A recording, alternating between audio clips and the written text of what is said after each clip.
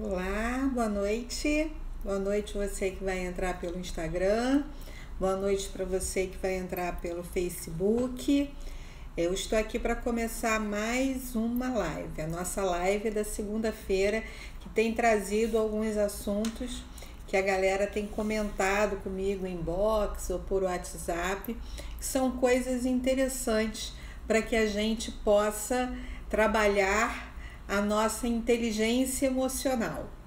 Boa noite, Aninha. Oi, tudo bem, Aninha Cioli? Nossa, quanto tempo! Então, estou começando aqui uma live e eu queria trazer para vocês uma informação. Trazer aqui já um conceito, tá? Que vem da Sociedade Brasileira de Inteligência Emocional. A partir desse conceito, a gente vai entrar em alguns exemplos e a gente vai falar sobre esse engole o choro, né? Que a gente escuta, a gente escutou a nossa vida inteira, desde criança, e que a gente repete, né? Talvez pensando agora nos filhos. Sei que a Aninha tem filho pequeno, a Paty também tem, a Bel já tem filho grande. Mas a gente, sem perceber, a gente vai repetindo comportamentos e a gente vai falar um pouquinho disso hoje. Então, eu queria primeiro colocar para vocês essa questão da emoção, né?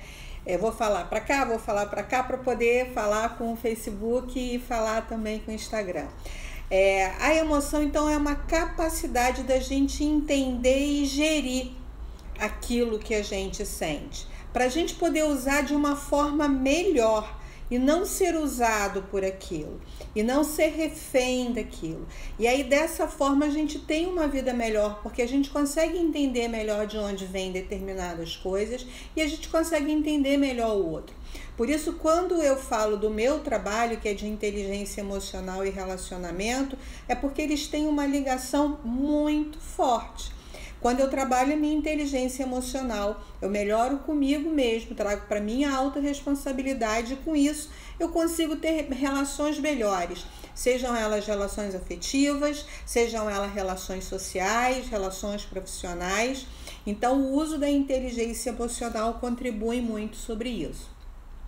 E aí, quando a gente fala em engole o choro, né, que é uma frase que a gente fala, repete, já escutou muitas vezes, como é que a gente traz isso para a nossa vida hoje? A gente aprende as coisas desde criança de duas maneiras. A gente aprende por repetição ou a gente aprende por um forte impacto emocional. Então, imagina você que tem filho pequeno e de repente você percebe que ele está pegando um dinheiro e colocando na boca. Naquele impacto, naquele susto, você... Fulano, larga esse dinheiro, isso é sujo, o dinheiro é sujo, tira da boca. Dependendo do impacto que a criança recebe aquilo, ela aprende que dinheiro é sujo. E ao longo da vida dela, tudo que ela construir, mesmo que seja profissionalmente buscando sucesso, buscando ganhar mais, buscando ter uma vida próspera, ela vai dar um jeito inconsciente de se livrar daquele dinheiro, ou fazendo muita dívida, tendo muitas despesas, ou dando muito dinheiro para os outros, sendo muito prestativa, emprestando. Não consigo construir minha casa porque o meu cunhado veio me pedir um dinheiro emprestado porque aconteceu uma coisa na casa dele. Então, a gente trabalha dessas duas maneiras. Então, ou o tempo inteiro a gente escuta determinadas coisas. O engole o choro é uma dessas coisas que a criança, desde pequena, ela escuta. A gente, desde pequeno, escuta isso. Criança caiu, levou um tombo, se machucou, né? A primeira reação dos pais é dizer, não foi nada, não foi nada. Não foi nada, isso passa, engole o choro, não chora não, isso é bobagem, né? Isso principalmente com os meninos, mas também com as mulheres. Então a gente começa a escutar isso e isso traz para nossa mente inconsciente, e você que ainda não escutou eu falar sobre isso, a nossa mente é 95% inconsciente e só 5% consciente. Por isso, Todas as nossas decisões, ou 95% das nossas decisões, são inconscientes. Por mais que a gente ache que eu estou escolhendo uma roupa, um emprego, um relacionamento, tomando uma atitude de forma racional. A gente tem várias coisas que são inconscientes, que vêm dos nossos valores, nossos sabotadores, nossas certezas, enfim, né? De vários lugares que fazem com que a gente tome determinada decisão. E aí a criança que desde pequena entende e engole o choro, ela percebe que, por repetição, ela começa a criar um mundo onde o que é ser forte? Ser forte é engolir o choro. Ser forte é não expor emoções. Ser forte é não se mostrar fraco, frágil diante de ninguém ou diante de nenhuma situação. Então a gente começa a criar esse mundo, né? Quando a gente fala para a criança, para de chorar, já passou, não foi nada, para que ela renegue o sentimento e a emoção que ela tem. Nós fomos treinados desde pequeno para aceitar isso como normal. E aí a gente entende que normal é não se vulnerabilizar, não expor o sentimento. Isso da criança ao adulto. E esse comportamento que vai se repetindo e que a gente reproduz, e aí a gente acaba fazendo isso com os nossos filhos e assim vai, é que traz para o adulto esse lugar mais rígido. Eu coloquei lá no post, né, da gente assumir determinados papéis que não são nossos. Então, eu tenho um exemplo que eu, durante muitos anos da minha vida, embora fosse mãe, eu era pai. E eu tinha orgulho disso. Eu falava, as pessoas no Dia dos Pais me davam os parabéns, minha própria filha me dava os parabéns no Dia dos Pais. As pessoas falavam, nossa, como a Cândida é forte, é corajosa, como ela assumiu esse papel, né? Não tem uma coisa de falar pai, que é meio pai com mãe, né? Só que quando a gente faz isso, a gente deixa de viver o papel que a gente tem. A gente deixa de ser a pessoa, a mãe, a mulher, a namorada, a companheira, a amiga, seja lá o que for, desse papel que a gente pode viver, para assumir um outro que não é nosso. E no começo a gente tem orgulho e às vezes isso se torna necessário por uma questão de sobrevivência. E aí o nosso inconsciente começa a aceitar aquilo como realidade. E aceitando aquilo como realidade, a gente passa a exercer um papel que não é nosso. Passa a se enrijecer, passa a se inflexibilizar para poder viver alguma coisa que não é nossa. Tem uma teoria, que foi uma experiência que foi feita, né? Eu gosto de trazer muito esse tipo de informação porque as pessoas hoje estão começando a perceber e se conscientizar que coaching vem muito da neurociência, que vem da experiência comprovada. Não é mais uma frase de caminhão, né? Levanta, sacode a poeira e vai embora, porque você nasceu para ser feliz, você pode. Claro que você pode, isso é uma verdade. O como você pode é que não te contam, né? E esse que não te contam é que eu tenho contado aqui para vocês de vez em quando nas nossas lives.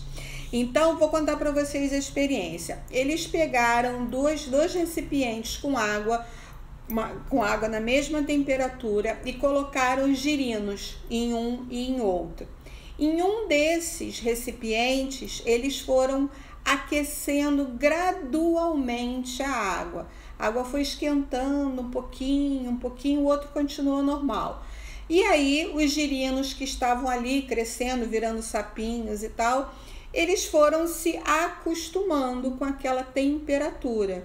E nenhum deles, embora pudesse, saía daquele lugar. Por quê? Porque eles foram acostumados de que aquilo ali era a realidade deles. Era ali que eles viviam. E aí, quando eles pegam um sapinho que está no outro recipiente com água fria, água à temperatura normal, e jogam ele dentro dessa água já um pouco mais aquecida, a primeira coisa que esse sapo faz é pular para fora. Porque ele reconhece que aquilo ali está numa temperatura que não é dele, aquilo não é normal. Entende? Entende o que acontece exatamente com a nossa mente? Quando a gente vai habituando por escutar, por repetição, pela nossa formação, pelas informações que a gente recebe dos meios de comunicação, que aquilo é normal, a gente entende que é normal e aceita aquilo. Então a gente aceita aquele papel, a gente aceita ser, porque é reconhecimento, né? Eu sou mais forte, eu consigo dar conta disso. Então, esse lugar que num começo pode ser de sobrevivência, ele acaba se tornando normal. E a gente deixa de ser, a exercitar a nossa essência a partir disso. Então, vou trazer isso um pouco agora para a nossa vida adulta. Imagina que você tenha dificuldade de dormir e comece a tomar remédio. Imagina que você tenha dor de cabeça frequente e aí começa a tomar remédio, né? Teve uma época da minha vida que quase todos os dias eu tinha que, para dormir, para passar a dor de cabeça, tomar 40 gotas de Novalgina. Tomava 40 gotas de Novalgina, entrava num estado de quase anestesia e dormia. Aquilo para mim era extremamente normal. Tenho uma dor de cabeça, tomo uma Novalgina. A dor de cabeça passa e eu durmo, né?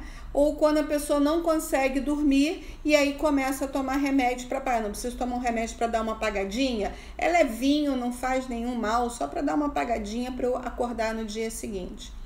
Por que a gente faz isso? Porque a gente acha dor de cabeça normal, insônia normal, dor nas costas normal, estresse normal. A gente começa a trabalhar tudo isso como se fosse normal.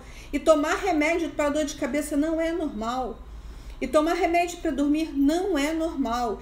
Isso significa que alguma coisa dentro da gente está gritando. E aí olha para as emoções. Lembra que se você estava na live da semana passada, que eu estava com a Tereza, que é coach de saúde, a gente falou dos dois perfis, né? Da pessoa que acha que cumpre o seu papel, missão cumprida, porque vai lá e faz o seu check-up, e a pessoa que nega, não quer sequer olhar os exames, porque tem medo de, ao ir ao médico, descobrir uma doença.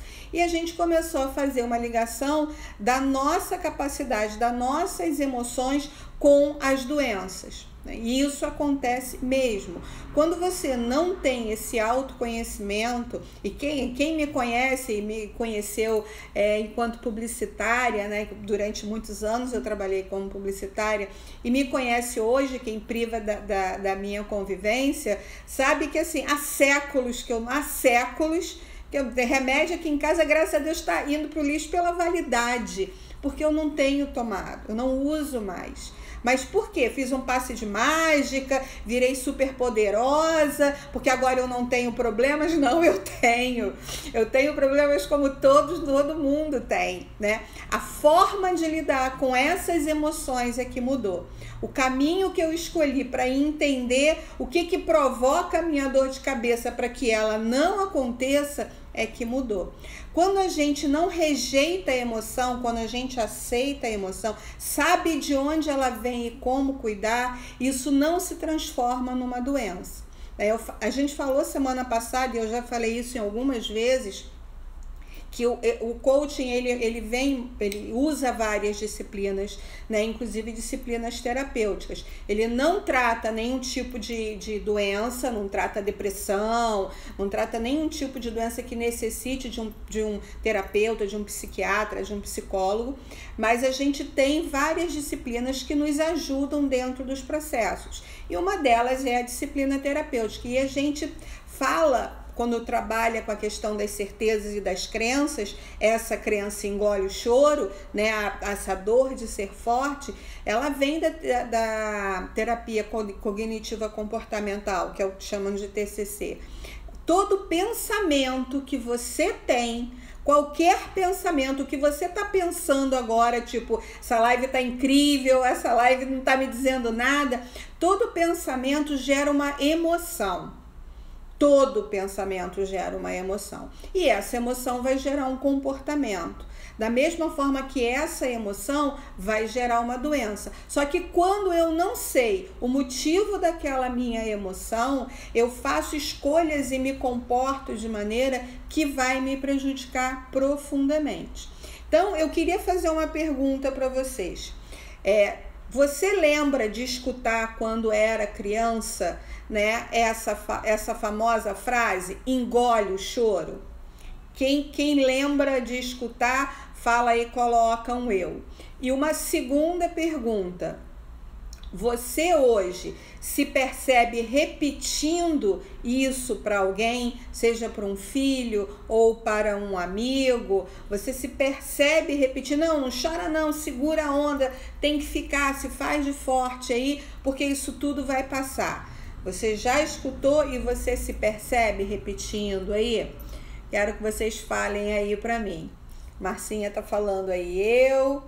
Quem mais já pensou, já ouviu ou já falou isso? Segura o choro. Engole o choro. Bel também.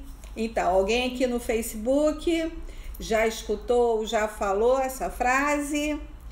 Então, como eu falei, a gente é treinado. A Aninha falou que ela fala, mas não repete. Legal, Aninha. Liberando o nosso padawan, né? Que ele tem a força com ele. Então, gente, como eu falei, a gente é treinado para esse tipo de situação, entendendo que isso é normal. E aí eu falei para vocês que eu ia dar umas dicas a respeito disso, né? Essa semana, no sábado, mais precisamente, eu participei como representante de uma constelação familiar, que a minha amiga e consteladora e terapeuta Kátia Resch faz. E nessa constelação, foram 3 constelações, né? E eu me percebi muito conectada com essa dor de ter sido forte durante muito tempo, para atender uma expectativa do meu pai, que tinha se decepcionado muito com os meus 2 irmãos mais velhos, para atender uma expectativa da minha mãe, que me tinha ali como filha única, né? Porque eu era filha única de um segundo casamento, tinha 2 irmãos, do primeiro, né? Agora só tenho um, porque meu irmão faleceu.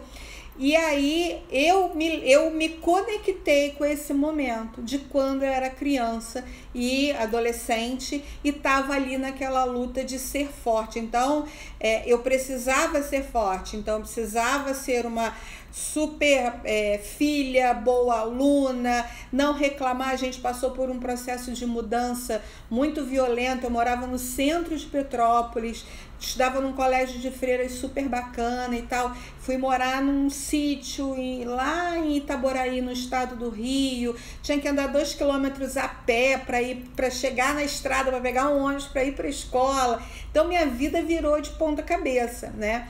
E eu lembro que em terapias e tal, várias vezes eu contei essa história. E eu me fazia de muito forte, não era consciente, não é.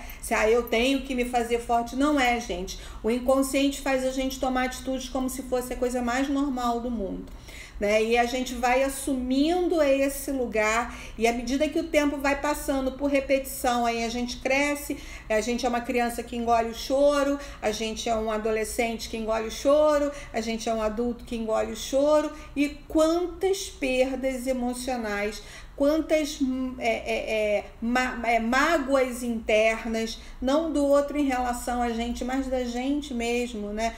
Por se perceber e não poder ser a pessoa que a gente é. Esse ser forte demais tem um preço. Tem o preço do desgaste, tem o preço da energia, tem o preço do estresse, tem o preço da dor, tem o preço de não ter tempo para ocupar o seu lugar, para cuidar do seu feminino. Então, isso tem um preço muito grande. Então, eu vou falar agora das dicas que eu disse que eu ia dar. E essas dicas, aí, Kátia, acabei de falar de você agora da constelação de sábado. E essas dicas que eu vou dar aqui são dicas super simples e que podem ajudar muito vocês, né? Então, assim, conhecer as emoções Se você está aqui na live e ainda não olhou lá no meu feed, semana passada eu falei sobre cada uma das emoções básicas, né, e o impacto dela. Usei até o tema do divertidamente, na alegria, tristeza, raiva, nojinho. Mas se você não se conectou, né? Se você não se conectou, não, desculpe. Se você não percebeu ainda ou não percebe ainda como você nega essas emoções, como você esconde, abafa isso por uma repetição de padrão, comece agora a olhar para isso, né? Obviamente não é fácil, sempre é importante que você tenha alguém que te puxe, que te ajude, seja num processo terapêutico, quando você tem uma dor mais profunda que precisa ser olhada, seja no coaching, quando você tem uma meta, um objetivo e você percebe que não consegue avançar, não consegue se abrir para poder viver aquilo. Mas então eu vou dar essas 3 dicas. A primeira, que é o seguinte: a vida, ela não se trata absolutamente de ganhar nem de perder. Não significa que a gente tem o tempo inteiro que lutar para ganhar ou que o tempo inteiro a gente tenha medo de perder. Porque é uma das coisas que eu mais vejo dentro dos processos, né? Quando a gente está trabalhando a questão dos valores, às vezes as pessoas se conectam mais pelo medo, né, do que pela vontade de conquistar. Então, eu tenho medo, eu não quero viver determinado sentimento, por exemplo, rejeição. Eu tenho pavor de ser rejeitada, né, de ser colocada de escanteio, de não ser vista. Então, eu trabalho o tempo inteiro como um prestativo para ajudar o outro para ser reconhecida, né? Então, é quando a gente é levado pelo medo. Mas quando eu falo que a vida não se trata de ganhar, de perder, é porque é importante você ter coragem para se expor, né? E perceber que você não tem o poder de controlar o resultado. Isso é muito importante. Tem pessoas que querem controlar o tempo inteiro, né? De novo, eu falando de sabotador, mas é isso, tem um sabotador chamado controlador. E aí, quando você não tem clareza do que você viveu, como você aprendeu, do que você está vivendo e as consequências que trouxeram você até aqui, quando você não percebe, você não traz para você na autorresponsabilidade. Fica nesse cabo de guerra: eu preciso ganhar, eu não posso perder, eu preciso controlar. Então, primeira dica: não se trata de ganhar ou perder, nada. Relacionamento, com relação afetiva, relacionamento com família, com filhos, né? Não se trata de ter o controle. A gente não tem o controle de nada, porque a gente tem uma falsa percepção de controle. E quanto mais ansiedade isso gera em você, mais você está exercitando esse teu engole o choro, está reforçando esse comportamento. A segunda dica vem da Brené Brown, que tem um livro sobre a arte de ser imperfeito, e ela fala sobre vulnerabilidade. E vulnerabilidade, ao contrário do que muitas pessoas pensam, não é fraqueza. Vulnerabilidade é coragem. É preciso ter muita coragem para ser vulnerável. É preciso ter muita coragem para estar aqui falando para você de uma dor que eu tive com os meus pais, de um julgamento que eu fiz quando eu era criança e eu não me dava conta, de querer ser coisas para controlar uma situação, né? Então, a vulnerabilidade é um ato muito grande de coragem, ela é sinônimo de coragem. Então, a Brené Brown, ela fala que a vulnerabilidade, ela soa como verdade, você sente como coragem, e nenhum desses dois lugares é confortável, mas elas nunca vão ser sinal de fraqueza. Então, perceba o quanto você que tem um relacionamento, né, consegue dizer eu te amo sem esperar o eu te amo de volta. Quanto você arrisca e dá o seu primeiro passo nas relações, sejam elas afetivas, sociais, de amizade, com filho, enfim, com os pais, com os amigos, né? O quanto você dá esse primeiro passo. Então, perceba a verdade, perceba a coragem da vulnerabilidade. Exercite isso e perceba o quanto você vai se sentindo mais livre, o quanto você vai se sentindo mais você, o quanto você vai se permitindo ser a pessoa que você nasceu para ser. Exercitar a essência, a sua essência, que eu falo muito para os meus coaches, né? Se você sair daqui entendendo que você tem uma centelha divina maravilhosa, linda e única, que é só sua, e você conseguir descobrir ela ali naquele miolinho, como uma casca de cebola que você vai tirando as camadas, se libertando de certezas, de crenças, de sabotadores, de formas de vida, de repetição de padrão familiar, né? Isso para mim já valeu a vida, né? E é muito bom poder trabalhar isso e acompanhar e ver as pessoas se libertando e exercitando a alegria de serem quem elas são, né? E aí a última dica é, todo mundo hoje tá no Netflix, né? É série pra cá, Stranger Things, La Casa de Papel, Las Telefonistas, né? Tem série pra tudo que é gosto.